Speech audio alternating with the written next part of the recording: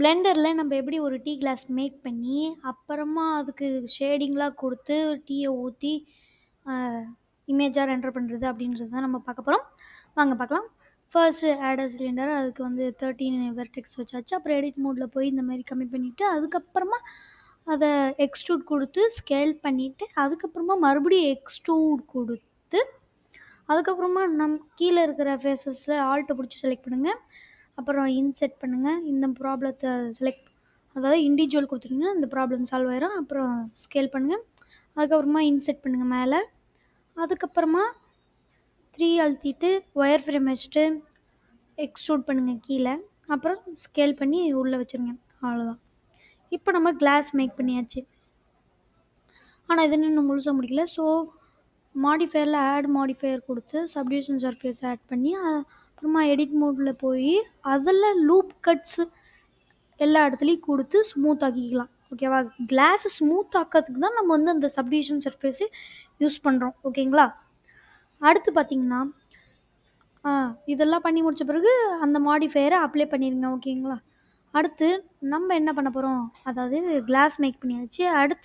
அடுத்த ஸ்டெப் என்ன அப்படின்னு கேட்டிங்கன்னா, இதுக்கு வந்து கண்ணாடி மாதிரியான ஒரு டெக்ஸ்சர் கொடுக்க போகிறோம். ஓகேங்களா? கொடுக்கலாம். ஃபர்ஸ்ட்டு கிளாஸ் பிஎஸ்டிஎஃப் எடுத்துக்கிட்டேன். அதுக்கப்புறமா மிக்ஸ் ஷேடர் எடுத்துக்கோங்க. அதுக்கப்புறமா நீங்கள் என்ன எடுக்கணும் அப்படின்னு கேட்டிங்கன்னா டிரான்ஸ்பரண்ட் பிஎஸ்டிஎஃப். ஓகே. அதுக்கப்புறமா இன்னொரு நோடு இன்புட்டில் அந்த நோடு எடுத்துக்கோங்க. இப்போ வந்து இந்த 3 நோடையும் இந்த மிக்ஸ் ஷேடரோட ஜாயின் பண்ணிக்கோங்க. அண்ட் தென் கடைசியில் அது ரெண்டுத்தையும் ஜாயின் பண்ணிடுங்க. இப்போ வந்து நமக்கு வந்து மெட்டீரியல்ஸில் நமக்கு வந்து கண்ணாடி மாதிரி தெரியுது. நம்ம ரெண்டரில் ஆக்கணும். ஸோ ப்ராப்பர்ட்டிஸில் அந்த மெட்டீரியல்ஸ் டேபில் வந்து ரிஃப்ளெக்ஷன்ஸ்ன்னு இருக்கும். அதை வந்து பாக்ஸு டிக் பண்ணி விட்டுக்கோங்க. ஏன்னா அப்போ தான் வந்து கிளாஸ் வந்து கரெக்டான கிளாஸ் மாதிரி இருக்கும். ஓகேங்களா? இப்போ புரிஞ்சிருக்கும்னு நினைக்கிறேன். அண்ட் தென் இப்போ வந்து இந்த கிளாஸுக்கு நம்ம கடைசியில், அதாவது கிளாஸுக்கு பேக்ரவுண்ட் ஆட் பண்ணோம். ஓகேங்களா? அதுக்கு வந்து நம்ம பிளெயின் ஆட் பண்ணுறோம். அந்த பிளெயின் ஆட் பண்ண பிறகு அதில் எடிட் மோட் போய்க்கலாமா? எடிட் மோட் போன பிறகு 2 எட்ஜஸ் மட்டும் செலக்ட் பண்ணி எக்ஸ்ட்ரூட் பண்ணிக்கோங்க ஜியில், அதாவது Z ஆக்சிஸில். இப்போ வந்து 3 பாயிண்ட்ஸ் லைட், இந்த லைட்ஸ் வந்து பிளெண்டர்லேயே டிஃபால்ட்டாக இருக்குது. ஆடான்ஸில் போய் பார்த்தீங்கன்னா 3 பாயிண்ட்ஸ் லைட்டுன்னு போடுங்க, கன்ஃபார்ம் வரும், வராமலாம் இருக்காது. இப்போ பார்த்தீங்கன்னா நம்ம லைட்டுக்கு எல்லாத்துக்கும் நான் 500 பவர் வச்சுக்கிறேன், அதாவது லைட்டோட பவர். ஓகேங்களா? அந்த மாதிரி வச்ச உடனே இப்போ வந்து நம்ம வந்து ரெண்டர் வியூவில் போய் பார்க்கும்போது நமக்கு வந்து ஒரு கிளாஸ் மெட்டீரியல் ஆட் பண்ணியாச்சு. ஓகேங்களா? கிளாஸ் மெட்டீரியல் ஆட் பண்ணியாச்சு. அடுத்ததான் நம்ம என்ன பண்ண போகிறோம், இதில் காஃபி ஊற்றணும். ஓகேங்களா?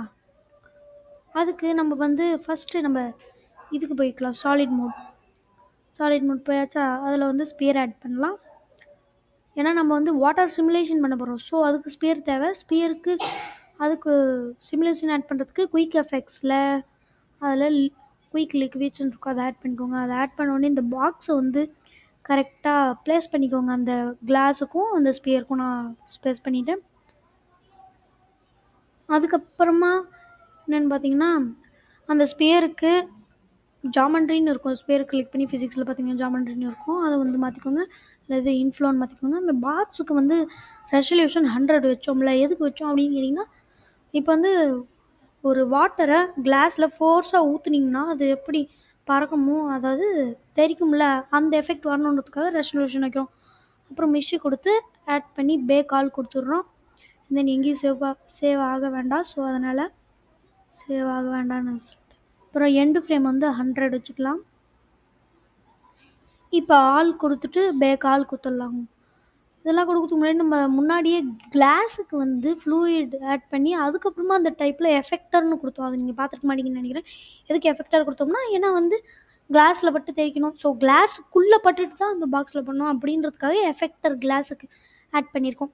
ஸோ அதை நீங்கள் ஆட் பண்ண மறந்துடாதீங்க. அடுத்தது என்னென்னு பார்த்தீங்கன்னா, நமக்கு சிமுலேஷன் ரெடி. இந்த சிமுலேஷனுக்கு நம்ம டீ மாதிரி ஒரு டெக்ஸ்சர் கொடுக்கணும். இது பார்த்தீங்கன்னா நமக்கு கிளாஸ் மாதிரி தான் இருக்கும். ஆனால் இது கிளாஸ் பிஎஸ்டிஎஃப்ல தான் இருக்கும் டிஃபால்ட்டாக. ஏன்னா நம்ம கடைசியாக என்ன நோடு யூஸ் பண்ணோம்னா கிளாஸ் தான். அதனால கிளாஸ்ன்னு இருக்கும். நம்ம கலர் மாற்றினாலும் அது கிளாஸ் மாதிரி தான் இருக்கும். ஸோ அதை பார்த்து கன்ஃபியூஸ் ஆகிடாதீங்க, ஏன் கலர் இந்த மாதிரி வருது அப்படின்னு கன்ஃபியூஸ் ஆகிடாதீங்க. ஸோ அதனால் அங்கே மேலே கிளாஸுக்கு பதிலாக பிரின்சிபல் பிஎஸ்டிஎஃப் எடுத்துக்கோங்க. இப்போ எடுத்துட்டிங்கன்னா இப்போ எடுத்துகிட்டு நீங்கள் வந்து கலர் ஃபில் பண்ணுங்கள், உங்களுக்கு கரெக்டாக வரும் கலர். ஓகேங்களா? இப்போ டீ கலர் ஓகே சூஸ் பண்ணியாச்சு. அடுத்தது நம்ம என்ன பண்ண போகிறோம்னா, இந்த சிமுலேஷனை ஸ்டாப் பண்ண போகிறோம். எதுக்குன்னா நம்ம வந்து ஒரே ஒரு இந்த மாதிரி ஜம்ப் ஆகுற மாதிரி ஒரு இமேஜை தான் நம்ம வந்து ரெண்டர் பண்ணி சேவ் பண்ண போகிறோம். அதுக்காக தான் நம்ம இந்த சிமுலேஷன் ஸ்டாப் பண்ணோம். ஸ்டாப் பண்ணுறதுக்கு நம்ம இந்த டைம் லைனில் ஃப்ரேம்ஸ் அட்ஜஸ்ட் பண்ண வேண்டியதில்லை. நம்ம வந்து எந்த ஃப்ரேமில் அந்த குதிக்கிற மாதிரி இருக்கோ அந்த ஃப்ரேமை மட்டும் செலக்ட் பண்ணிக்கோங்க. செலக்ட் பண்ணி கன்வெர்ட் டு மிஷின் கொடுத்துருங்க. அவ்வளோதான். இப்போ வந்து அது ஃபுல்லாக ஸ்டாப் ஆயிரும், ஃப்ரீஸ் ஆயிரும். ஓகேங்களா? சிமுலேஷன் நடக்காது, சிமுலேஷன் கேன்சல் ஆயிரும். ஸோ அதனால் நமக்கு வந்து அந்த ஜம்ப் ஆகுற மாதிரி இருக்கும். இப்போ வந்து ஃபஸ்ட்டு ஃப்ரேமில் வச்சுட்டு நம்ம போயிட்டு ரெண்டர் இமேஜ் கொடுத்துக்கலாம். ஏன்னா நம்ம இமேஜுக்காக தான் நம்ம இதெல்லாம் பண்ணிகிட்ருக்கோம். ஸோ ரெண்டர் இமேஜ் கொடுத்து நம்ம பண்ணிக்கலாம். ஓகேங்களா? வாங்க இப்போ பார்த்திங்கன்னா நம்ம வந்து ரெண்டர் இமேஜ் பண்ண போகிறோம். அது எப்படின்னா மேலே ரெண்டர்னு இருக்கும், அதில் ரெண்டர் இமேஜ் இருக்கும். இது டிஃபால்ட்டாக எல்லாருக்கும் தெரிஞ்ச விஷயம் தான். இப்போ பாருங்கள், நமக்கு வந்து இந்த மாதிரி தான் வரும் இமேஜ்.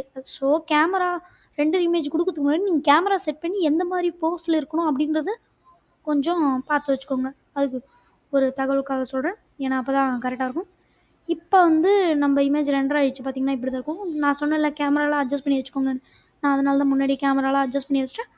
ஸோ எனக்கு இப்போ பார்க்க கிளாஸ் அண்ட் டீ கொட்டுற மாதிரி சூப்பராக இருக்குல்ல.